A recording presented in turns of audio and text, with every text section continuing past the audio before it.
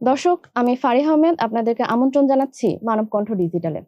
আজ 2026 সালের 21 জানুয়ারি, বাংলা 1432 বঙ্গাব্দের 21 মাঘ। জানিয়ে দেব ঢাকা থেকে প্রকাশিত দৈনিক পত্রিকাগুলোর প্রধান প্রধান সংবাদ শিরোনাম। শুরুতেই জানিয়ে দিচ্ছি মানবকণ্ঠ পত্রিকার প্রধান সংবাদ শিরোনামগুলো। যত দোষ নির্বাচন কমিশনের। জাতীয় সংসদ নির্বাচন যে রাজনৈতিক দলগুলো অভিযোগকারী তারা নিজেরা অভিযুক্ত, অথচ সবাই আঙুল তুলছেন ইসির বিরুদ্ধে। নির্বাচন কমিশনার মোহাম্মদ আনোয়ারুল ইসলাম সরকার বলছেন, ছোটখাটো যেসব সমস্যা সামনে আসছে কমিশন তা তাৎক্ষণিকভাবে সমাধান করছে। রাজনৈতিক দলগুলো যেসব বক্তব্য দিচ্ছে আমরা সেগুলো খতিয়ে দেখছি এবং প্রয়োজনীয় ব্যবস্থা নিচ্ছি। বুলেট পয়েন্টে দেখতে পাচ্ছি, অভিযোগ বিএনপি জামাত এনসিপির, ব্যবস্থা গ্রহণ শুরু, কাউকে ছাড় নয়, ক্ষোভের রসদ, পোস্টাল ব্যালট।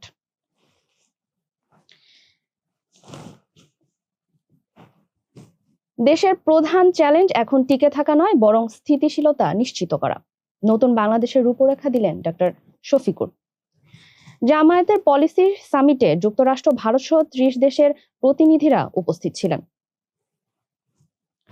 আমাদের ভারতে খেলতে বাধ্য করা যাবে না, বললেন আসিফ নজরুল। দর্শক, জেনে আসবো মানবকণ্ঠ পত্রিকার আরো কিছু প্রধান সংবাদ শিরোনাম। ঢাকায় 2 বছরের আগে বাড়ি ভাড়া বাড়ানো যাবে না।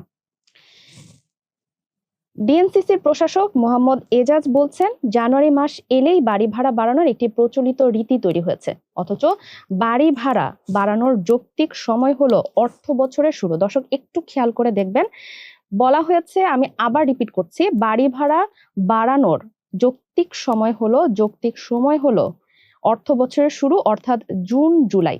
যেহেতু বাড়ি ভাড়ার উপর ভিত্তি করে সিটি কর্পোরেশনকে কর প্রদান করা হয়, তাই কর বৃদ্ধির হার অনুযায়ী বাড়ি ভাড়া নির্ধারণ করা উচিত। দর্শক, চলে যাচ্ছি আন্তর্জাতিক কিছু সংবাদ শিরোনাম জানতে মানবকণ্ঠ পত্রিকারই।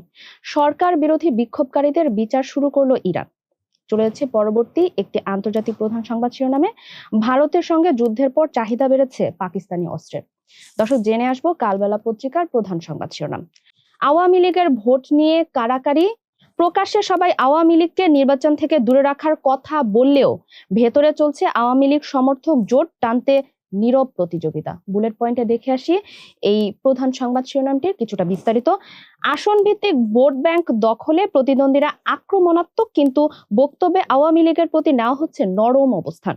বিএনপি, জামাত ও জাপার প্রার্থীরা মনে করছেন আওয়ামী লীগ ঘেঁষা ভোটে শেষ পর্যন্ত ফল বদলাতে পারে। মামলা থেকে রক্ষা ও নানা সুবিধার প্রতিশ্রুতি দিয়ে আওয়ামী লীগ কর্মী সমর্থকদের দলে টানার কৌশল দেখা যাচ্ছে। এসব প্রবণতাকে রাজনৈতিক বিশ্লেষকরা দ্বিচারিতা হিসেবে সমালোচনা করেছেন এবং বলছেন এটি গণ অভ্যুত্থানের চেতনার সঙ্গে সাংঘর্ষিক। জামায়াতে ইসলামীর সেক্রেটারি জেনারেল মিয়া গোলাম পারওয়ার বলছেন, নির্বাচনে আওয়ামী লীগ অংশ নিতে না পারলেও সমর্থকদের ভোটাধিকার থাকা উচিত। গণঅভ্যুত্থানের পর রাজনীতিতে পরিবর্তন ঘটেছে, সেই বাস্তবতা বিবেচনায় নিয়ে আওয়ামী লীগের সমর্থকরা সুবিবেচনা প্রসূত হয়ে তাদের পছন্দের মানুষকে ভোট দেবেন বলে আশা করা যায়। দর্শক, জেনে আসবো প্রথম আলো পত্রিকার প্রধান সংবাদ শিরোনাম। শীর্ষস্থানীয় নেতারা কে কোন আসনে লড়ছেন আপনারা দেখতে পাবেন। এই তারেক রহমান, শফিকুর রহমান এবং নাহিদ ইসলামের ছবি ছেপে প্রথম আলো জানাতে চাচ্ছে আমাদের শীর্ষস্থানীয় নেতারা কে কোন আসনে লড়ছেন। প্রতিদ্বন্দ্বিতায় প্রায় 2000 প্রার্থী। দর্শক, চলে যাচ্ছে পরবর্তী সংবাদ শিরোনামে। ফ্যামিলি কার্ড, কৃষক কার্ড সহ 8 খাতে বিশেষ পরিকল্পনা বিএনপির। যেসব পরিকল্পনা থাকছে জানাচ্ছি আমি। পরিবার প্রতি 2500 টাকা নগদ সহায়তা, কৃষক কার্ডের মাধ্যমে ন্যায্য মূল্যে সার, বীজ ও কীটনাশক, 1 লাখ স্বাস্থ্যকর্মী নিয়োগ, 80% আছে নারী। স্বাস্থ্যকেন্দ্র থেকে 24 ঘন্টা বিনামূল্যে ওষুধ, বড় রোগের স্বল্প মূল্যে চিকিৎসা। দর্শক, জেনে আসবো কালের কণ্ঠ পত্রিকার প্রধান সংবাদ শিরোনাম। অর্ধশত আসনে বিএনপির বিদ্রোহী।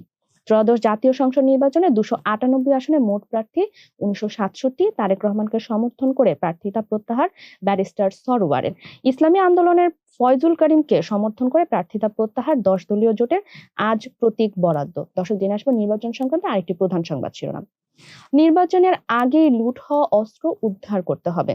প্রধান উপদেষ্টা জানালেন, 31 জানুয়ারির মধ্যে সব ভোট কেন্দ্রে সিসিটিভি স্থাপন করতে হবে।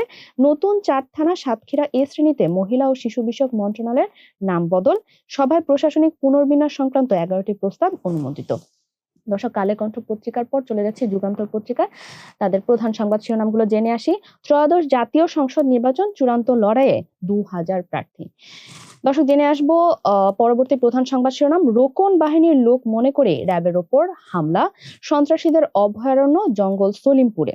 দর্শক জেনে আসবো বণিক বার্তা পত্রিকার প্রধান সংবাদ শিরোনাম, 2025 সাল ছিল সড়কের সর্বোচ্চ মৃত্যুর বছর।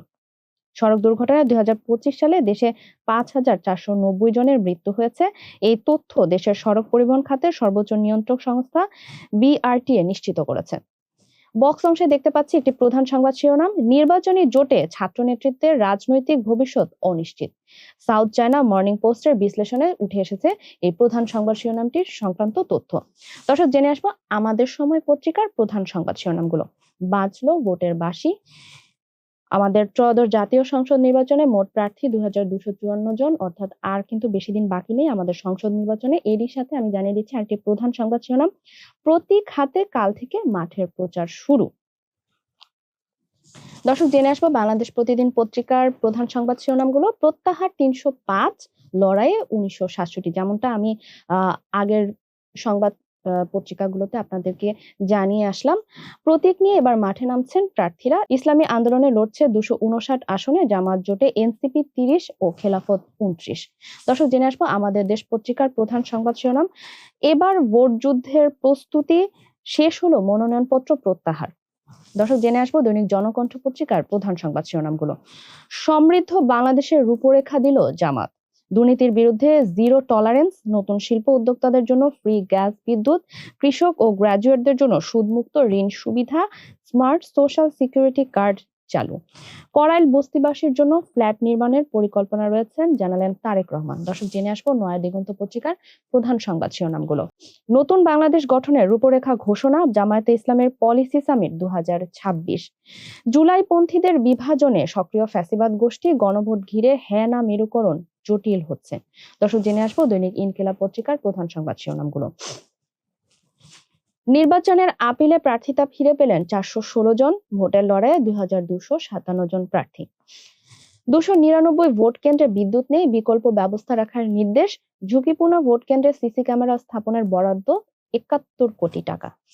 দর্শক জেনে আসবো দৈনিক ইত্তেফাক পত্রিকার প্রধান সংবাদ শিরোনামগুলো, অর্ধশত আসনে প্রতিদ্বন্দ্বিতায় বিএনপির বিদ্রোহী প্রার্থীরা, 305 জনের প্রার্থিতা প্রত্যাহার, সারা দেশে বৈধ প্রার্থী 1967।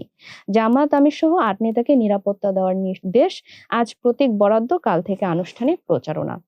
দর্শক এরই সাথে শেষ করছি আমাদের আজকের দৈনিক পত্রিকাগুলোর প্রধান সংবাদ শিরোনাম। পরবর্তী সংবাদ শিরোনামগুলোর আপডেট পেতে মানবকণ্ঠ ডিজিটালের সঙ্গেই থাকবেন। ধন্যবাদ সবাইকে।